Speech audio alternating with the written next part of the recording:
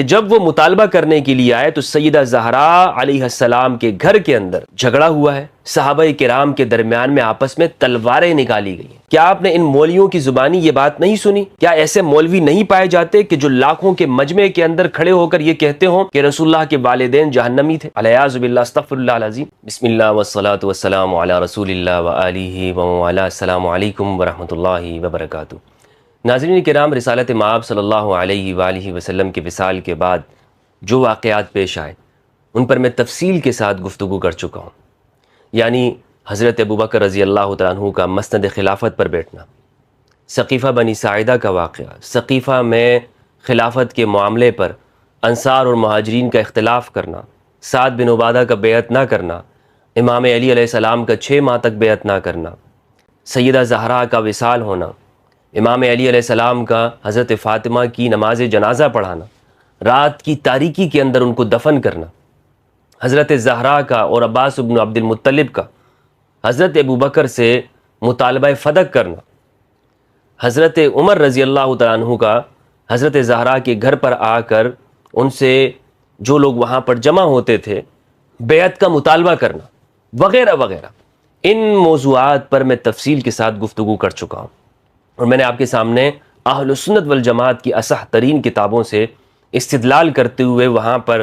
اہل سنت کے اکابرین کا موقف آپ کے سامنے پیش کیا کہ جو ہمارے احادیث کی کتابوں کے اندر لکھا ہوا ہے۔ آج ہم اس موضوع پر گفتگو کریں گے کہ یہ خلافت کا معاملہ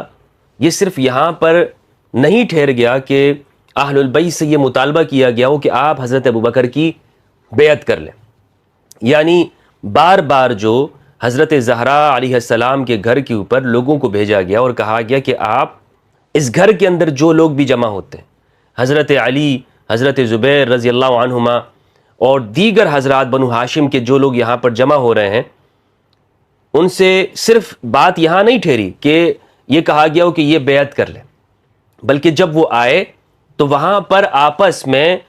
قریش کے لوگوں کی، یعنی ان لوگوں کی کہ جو ثقیفہ بنی ساعدہ میں حضرت ابوبکر کی انہوں نے بیعت کر لی، قریش کے حامی تھے، اور بنو ہاشم کے درمیان کی، چونکہ یہ 2 گروہ بن گئے تھے، آپس میں ہاتھا پائی تک ہوئی ہے کہ جب وہ مطالبہ کرنے کے لیے آئے تو سیدہ زہرا علیہ السلام کے گھر کے اندر جھگڑا ہوا ہے، صحابہ کرام کے درمیان میں آپس میں تلواریں نکالی گئی ہیں۔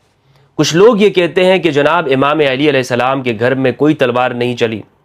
آپ نے خاموشی اختیار کر لی، وغیرہ وغیرہ۔ آج ہم اس ویڈیو کے اندر یہ بات سمجھنے کی کوشش کریں گے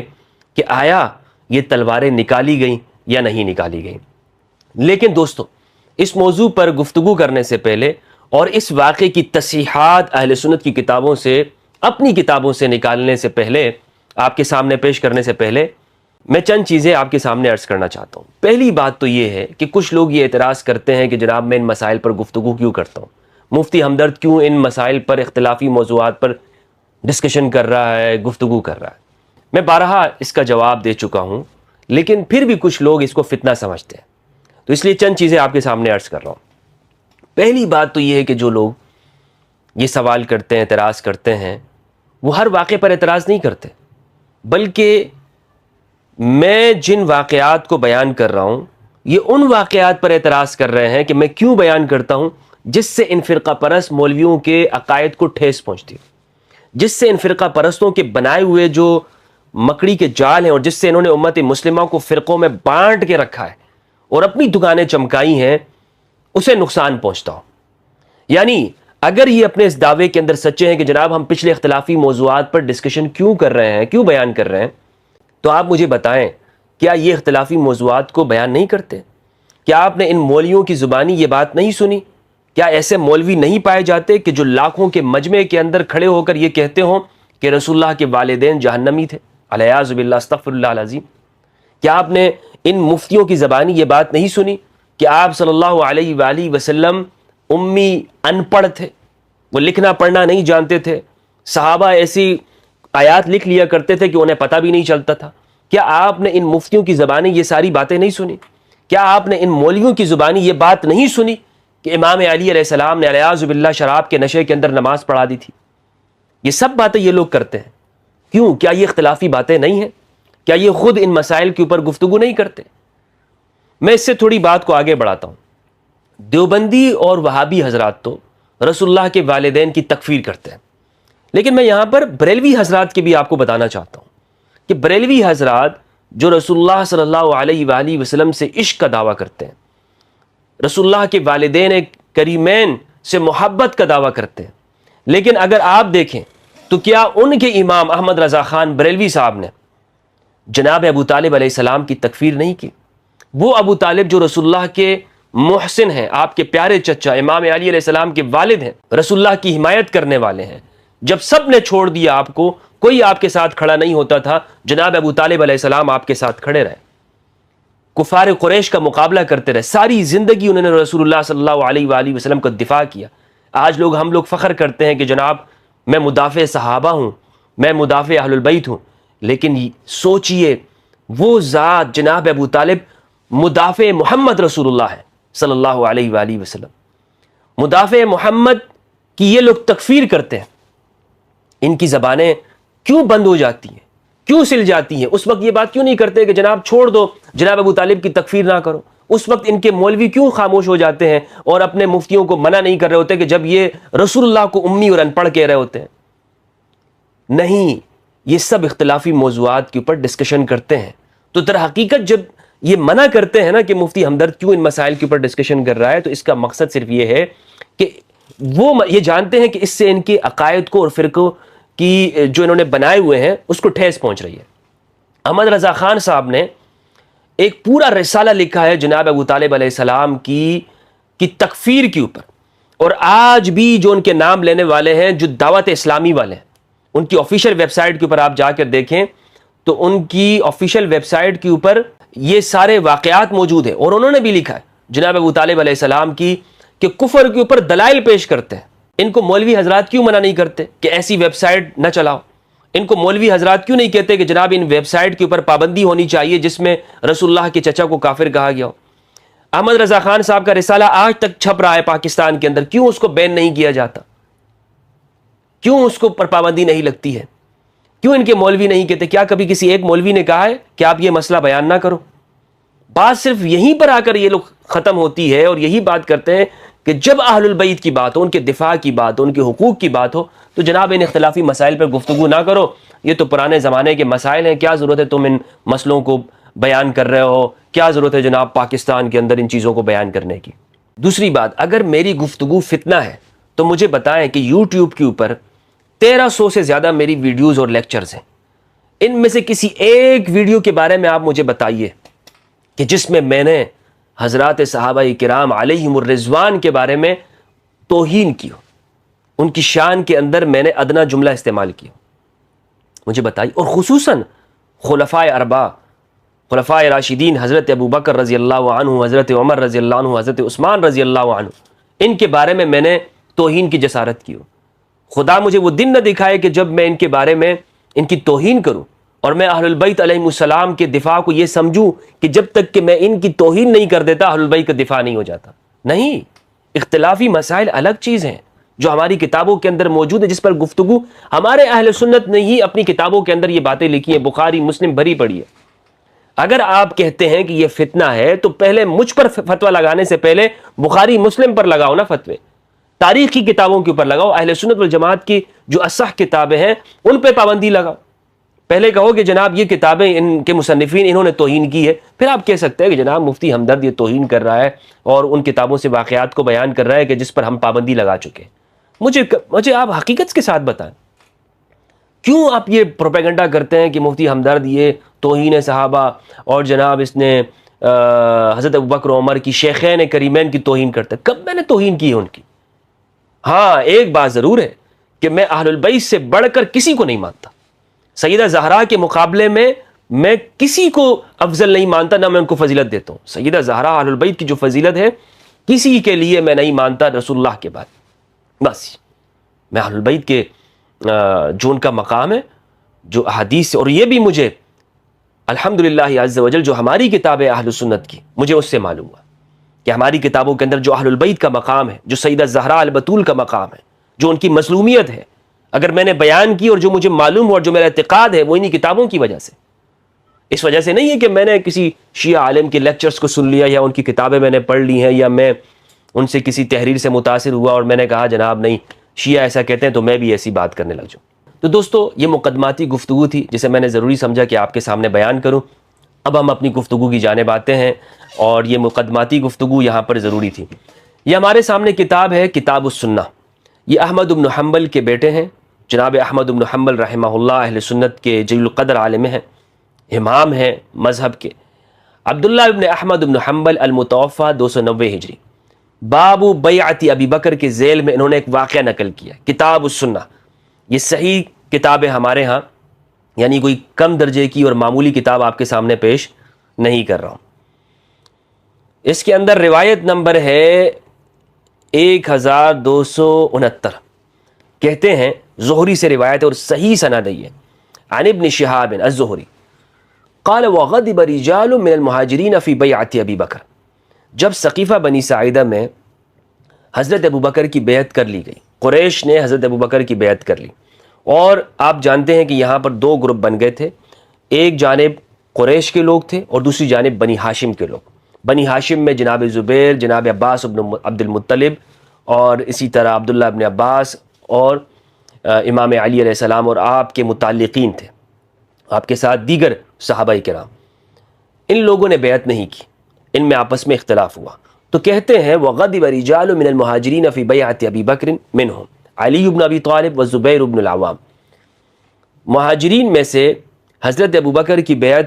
کے اوپر کچھ وغضب رجال من المہاجرین، مہاجرین میں سے جو مرد تھے وہ غصہ ہوئے حضرت ابو بکر کی بیعت کے معاملے میں، منہم علی بن ابی طالب، ان میں سے علی بن ابی طالب تھے علیہ السلام، و زبیر بن العوام، زبیر بن العوام تھے۔ فدخلا بیت فاطمہ، یہ سیدہ زہرا کے گھر میں داخل ہوئے، بنت رسول اللہ صلی اللہ علیہ وآلہ وسلم،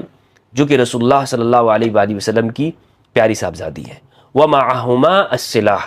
اور ان کے پاس ہتھیار تھے۔ فجاءہما عمر فی عصابۃ من المسلمین، تو حضرت عمر رضی اللہ عنہ مسلمانوں کے ایک جتھے کو لے کر ان کے گھر پہ آئے، مسلمانوں کے ایک گروہ کو لے کر۔ فیہم اسید و سلمۃ بن سلامہ بن وقش، اس میں اسید تھے، سلمہ بن سلامہ تھے، وہما من بنی عبد الاشہل، اور یہ دونوں بنی عبد الاشہل سے تھے، ویقال فیہم ثابت بن قیس بن شماس، اور کہا جاتا ہے کہ اس میں ثابت بن قیس بن شماس بھی تھے جو کہ بنی حارث بن خزرج کے قبیلے سے ہیں۔ فاخذ احدهم سیف الزبیر، ان میں سے ایک نے حضرت زبیر کی تلوار کو پکڑا لیا، فضرب به الحجر حتى كسره، یہاں تک کہ اس نے وہ حضرت زبیر کی تلوار کو لے کر پتھر پر مارنا شروع کیا، یہاں تک کہ اسے توڑ کے رکھ دیا۔ تو یہ واقعہ ہے کتاب السنہ کا۔ اس واقعے سے یہ بات معلوم ہوئی کہ وہاں پر بات نوبت صرف مطالبے کی حد تک نہیں تھی کہ سیدہ زہرا سے یہ مطالبہ کیا گیا ہو کہ ان لوگوں سے کہو کہ آپ حضرت ابو بکر کی بیعت کر لیں،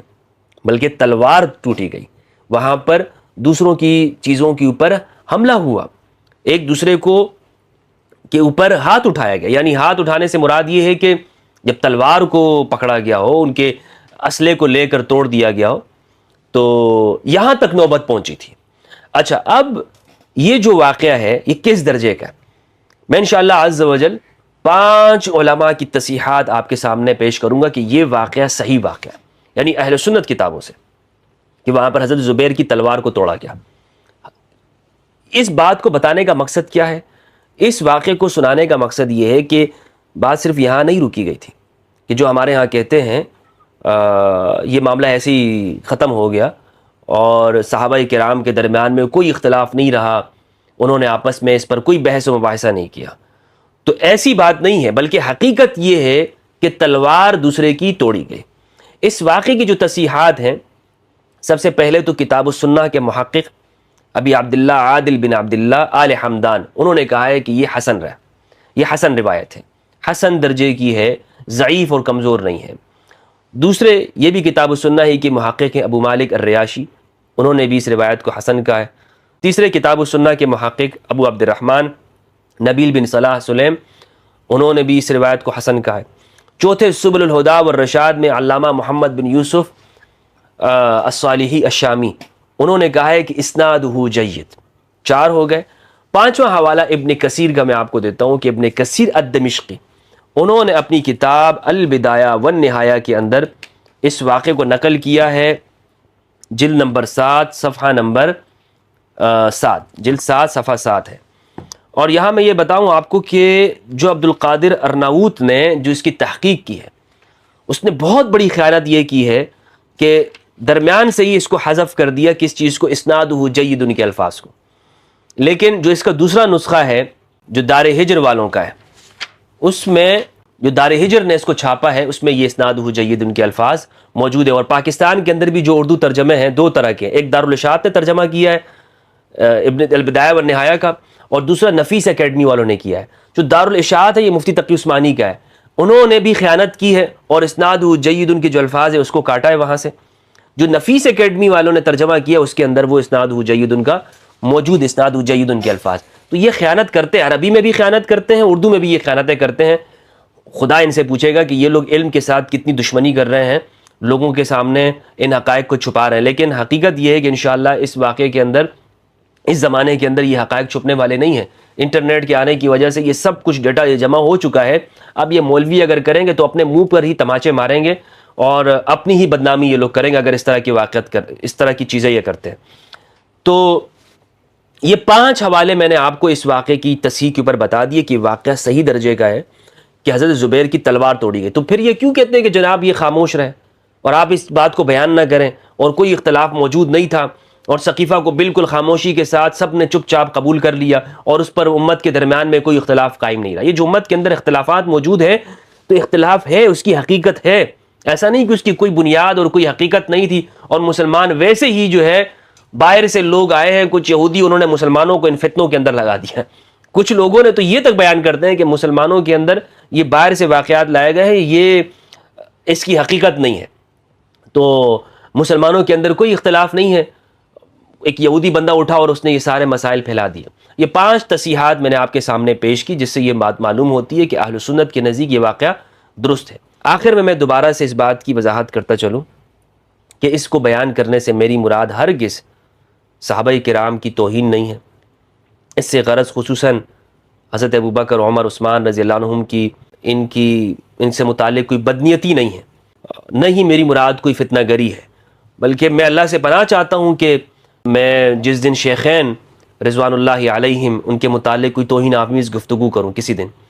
اللہ کریم ہمیں حق سچ سمجھنے کی توفیق عطا فرمائے اور ہم سب کو قرآن مجید میں تدبر کرنے اور اہل بیت کی معرفت عطا فرمائے۔ والسلام علیکم ورحمۃ اللہ وبرکاتہ۔